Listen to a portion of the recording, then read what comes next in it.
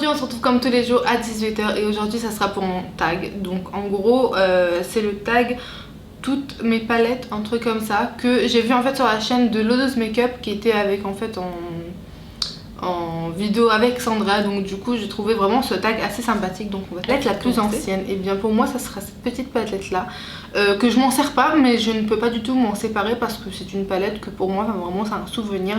Je l'ai achetée lorsque j'avais 12 ans. En fait on était avec mes parents dans un voyage en Corse et en fait durant la croisière il me restait en fait sur le retour de l'argent de poche que j'avais reçu de mes parents, et donc du coup je me suis acheté cette petite palette là. Oui, j'avais 12 ans et je ne sais pas pourquoi est-ce que je l'avais acheté. Donc en gros c'est une petite palette avec 4 fards à paupières, un blush et une poudre. Franchement voilà, je ne suis pas tellement pour la qualité des marques luxe comme ça parce que je trouve que c'est très faible en pigments comme vous voyez mes maquillages. Mais c'est vrai que c'est une palette que je trouve quand même qui est tout de même jolie. La poudre elle est juste efficace, le blush également. Donc enfin voilà quoi, c'est une palette qui est très sentimentale pour moi. Donc c'est pour ça que je la garde et que je la garderai toujours parce que enfin voilà quoi, tout mon amour a commencé de celle-ci. Ensuite prochaine question, c'est la palette la plus chère. Et bien pour moi c'est une palette Natasha Denona. Donc voilà, donc j'ai la palette la plus chère qui existe dans la marque Natasha Denona. Celle-ci elle coûte 210 €. Il y a à l'intérieur 28 fards à paupières et celle-ci c'est la Purple Blue. Donc elle s'appelle comme ça, Purple Blue. Et donc du coup, enfin voilà, on a 28 fards à paupières à l'intérieur. Et voilà, tout simplement c'est ma palette la plus chère. Je l'ai reçue en fait, enfin reçue, je l'ai payée lorsque j'étais inscrite à l'école de Natasha Denona, puisqu'elle a une école de maquillage professionnel. C'est pour ça que j'habite à l'étranger, juste pour étudier dans cette école là. Et donc du coup, enfin voilà, on avait le choix de payer un kit de maquilleuse pro, donc je l'ai payé et il y avait cette palette à l'intérieur. Donc voilà, après est-ce que je suis contente de la palette? Voilà, je trouve que franchement le prix ne fait pas la qualité, et ça c'est dans toutes les marques. Et enfin voilà quoi, peut-être c'est seulement cette palette là peut-être, mais voilà, je ne suis pas fan. Si ça vous intéresse, il y a le tuto, enfin voilà, que j'ai fait un crash test sur tous les produits Natasha Denona. Si ça vous intéresse, et bien je vous le mettrai aussi dans le petit i, je crois que c'est de l'autre côté, bref. Ensuite la palette la moins chère, et bien pour moi c'est une petite palette Primark. Donc voilà, c'est une petite palette Primark, celle-ci c'est la Wild Love, donc comme vous voyez ici, Wild Love. Et du coup elle se présente comme ceci. Pour vous dire, c'est la moins chère que j'ai, et pourtant je regrette de ne pas avoir pris plus de palettes de Primark. Elle a coûté 3 € si je me trompe pas. Il y avait en fait le prix avant ici, 3 € ou 5 €. Et la qualité des fards est juste sublime. Franchement il y a des fards ici qui sont un peu monochrome pailletés. Genre ils détrônent énormément de marques en incluant Huda Beauty à l'intérieur, parce que enfin voilà, ça fait vraiment inspirer un peu Huda Beauty, les fards monochromes qu'il y a à l'intérieur.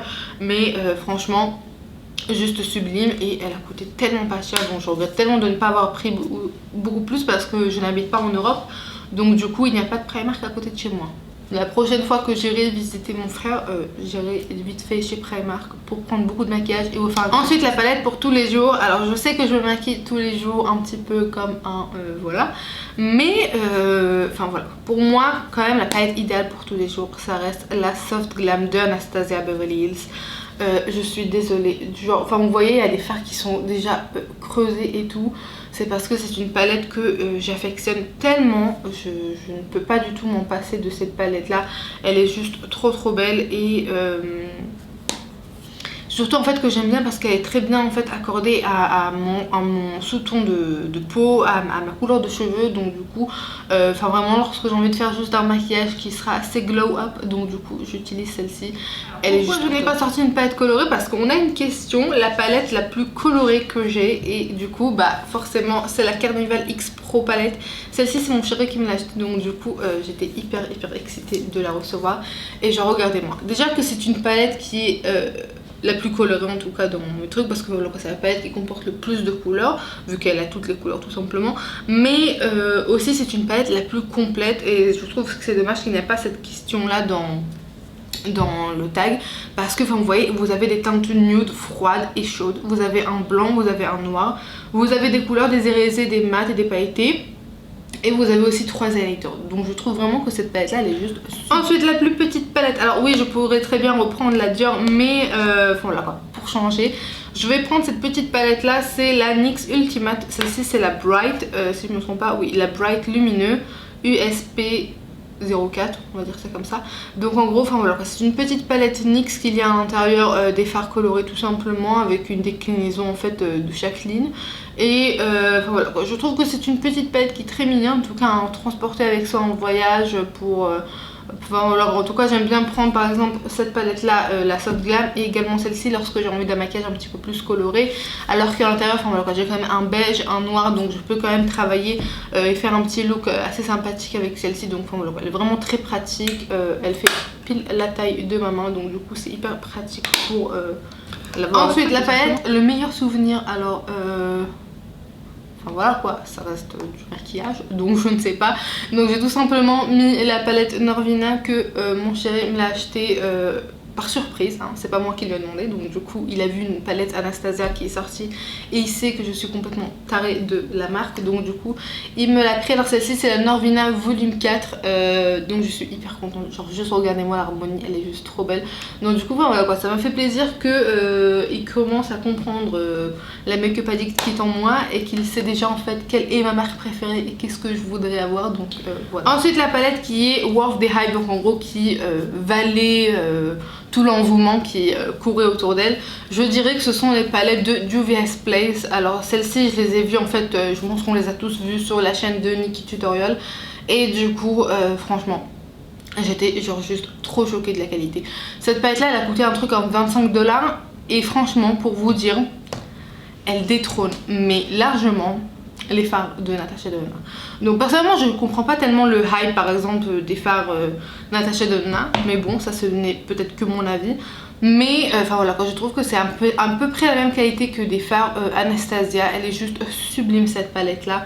La qualité est juste folle franchement. Enfin je peux le dire encore un milliard de fois dans d'autres variations, mais c'est vrai que celle-ci elle vaut vraiment le détour. Et tout le monde en parlait, je me suis dit vas-y je vais la commander. En plus ça coûte pas cher, donc au pire c'est pas grave. Voilà quoi, j'imagine que c'est pas non plus une qualité médiocre. Mais du coup enfin voilà, celle-ci elle vaut vraiment le détour comme tout le monde en parle. Enfin je dis celle-ci, c'est genre toutes les palettes du VS Place, après ça dépend de ce qui vous plaît à vous. Ensuite une palette Not Worth the Hype, alors je pourrais dire Natasha Denona mais je pense qu'on a compris. Je vais peut-être me faire de jeter des cailloux, mais personnellement je ne trouve pas du tout que cette palette là, enfin voilà quoi, les palettes de Huda Beauty, je suis vraiment désolée, genre je les trouve, enfin j'aime bien en fait l'harmonie, j'aime bien en fait l'esprit de la palette, mais je trouve en fait niveau au prix, la palette elle est assez chère pour ce que c'est en fait. Enfin c'est pas que la qualité elle est médiocre, enfin pas du tout, la qualité elle est bien, mais c'est juste que c'est pas aussi pigmenté. Alors c'est vrai qu'on peut pas du tout se louper avec ça, mais enfin voilà, je trouve que ce n'est pas non plus une pigmentation de fou. Et pourtant la palette elle coûte 65 €. Enfin je suis désolée, c'est énorme 65 €. Alors je dis ça alors que là on a plus de fards qu'une Anastasia, et qu'une Anastasia elle coûte environ 50 €. Donc vous allez me dire pour 15 € t'ajoutes encore une ligne de fard. Oui pourquoi pas, mais enfin voilà quoi, je trouve quand même que j'en ai tellement entendu. Je me rappelle, genre ça faisait 4 ans que je n'étais pas dans un Sephora parce que voilà, j'étais pour des études à l'étranger. Et lorsque je suis partie en France pour voyager, pour voir mon frère, j'étais rentrée dans un Sephora. J'ai pris cette palette là, j'ai pris encore une palette de Huda Beauty, enfin la première. Et enfin voilà quoi, j'avais même pas à calculer parce que tellement tout le monde en parlait sur YouTube que du coup j'ai pris directement les deux, j'avais rien à foutre. Genre j'ai claqué 1000 € chez Sephora parce que voilà quoi, ça faisait hyper longtemps que je voulais acheter du make-up et que je ne pouvais pas. Donc du coup enfin voilà quoi, j'étais complètement déçue après de voir la qualité. Enfin je m'attendais à plus en fait. C'est pas que la qualité est pas bien, c'est juste que je m'attendais à plus tellement que tout le monde en parle. C'est un peu comme les palettes de Naked, Urban Decay, donc les palettes Naked. Et la première et la deuxième en fait je les avais achetées et je me suis dit mais c'est ça en fait, genre c'est ça que tout le monde en parle. Tout le monde nous font chier en fait sur YouTube et sur Instagram pour cette palette là. Enfin voilà, que je trouvais que la qualité n'était pas aussi folle que ça pour toute l'euphorie qu'il y avait autour. Donc du coup, enfin voilà quoi, c'est ce genre de truc qui me déçoit. Ensuite on va passer à la prochaine question et c'est la palette préférée d'une marque préférée. Alors vous vous attendez bien à ce qu'il y aura du Anastasia Beverly Hills et cette fois-ci c'est la Norvina volume 3, celle-ci c'était... Oui, c'était la volume 3, donc en gros c'est la palette qui est orange. Et enfin voilà quoi, déjà je trouve que l'harmonie à l'intérieur elle est juste trop magnifique. J'ai tellement aimé aussi les photos et les shootings que Norvina avait fait avec cette palette là, avec les papillons etc. C'est juste magnifique. Donc ça m'a donné encore plus envie, mais la qualité des fards elle est juste complètement dingue. Donc celle-ci c'est vraiment ma palette préférée juste à cause de l'harmonie, des couleurs. Ça va tellement bien avec mon sous-ton de peau, avec mes cheveux, etc. Donc du coup j'aime tellement. En plus c'est pile les contrastes que j'adore, genre le jaune, le vert, le orange, un peu de rose, etc. C'est vraiment une palette full de contrastes. Et la question, c'est la palette la plus utilisée et je vais vous la remontrer. En fait c'est la palette de Anastasia Beverly Hills. La Soft Glam tout simplement parce que c'est la seule palette qu'en fait j'ai creusé des fards. Donc enfin voilà quoi, je ne sais pas si vous allez réussir à voir, mais là j'ai des fards creusés. Là il y a des fards qui sont complètement genre on va bientôt voir le truc. C'est parce que tout simplement lorsque je ne sais pas comment maquiller, que j'ai la flemme de faire un maquillage comme ça élaboré, je prends directement celle-ci parce que je sais qu'elle m'ira très bien. Et surtout qu'il y a des fards qui sont mes petits chuchus. Donc du coup voilà, c'est vraiment la palette la plus utilisée. Voilà tout pour cette petite vidéo. J'espère en tout cas qu'elle vous a plu. J'ai vraiment essayé de ne pas vous montrer un milliard de fois la même palette. Donc du coup voilà, si ça vous intéresse, en fait il n'y a pas longtemps, enfin voilà quoi, je commence à accumuler doucement des palettes. Donc je pourrais très bien faire une petite vidéo collection de palettes et vous détailler un petit peu plus sur chaque palette, etc. Un petit peu comme ce tag là, mais sans vraiment de questions. Donc voilà, donc faites-moi savoir en commentaire quelle autre future vidéo aimerait voir sur ma chaîne. Et en attendant, on se dit à la prochaine, à toutes.